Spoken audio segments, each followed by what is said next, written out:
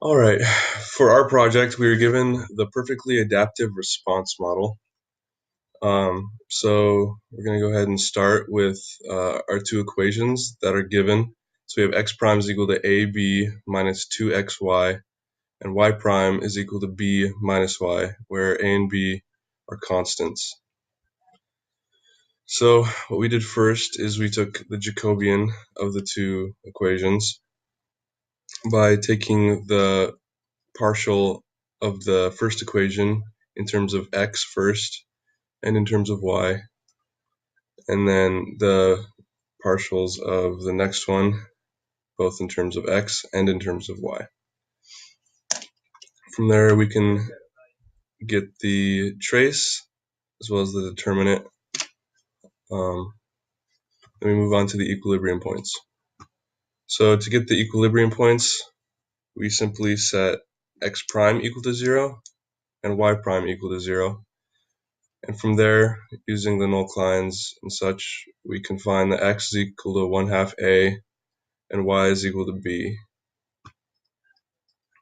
After that, we plug those back into our Jacobian, and we get negative 2b, negative a, 0, and negative 1. And for the behavior of the equilibrium point, we found that it's degenerate when b is equal to 0. And other than that, it is a sink at all times. And this makes sense when we're thinking about a perfectly adaptive system because wherever you're at in the system, it's always going to be wanting to go to that one equilibrium point. So again, we have the perfect trait balance at 1/2 a and b. So then we move to the graph. We just set a equal to 4 and b equal to 2. And as we'd expect, we see that on the y-axis, the equilibrium point is at 2, and for the x, it's also at 2. So we have 1/2 a and b, so yeah, 2 and 2. Next, we're going to talk about the model we chose to represent this system of equations, and that'll be Noah. Our differential equation model is an adaptive response model, and the model that we chose to analyze is adaptive bone modeling. So what adaptive bone modeling is as the skeleton or just any bone in a human's body undergoes more stress and strain over time, the bones begin to adapt and they become stronger as more strain is being applied. And the converse is also true.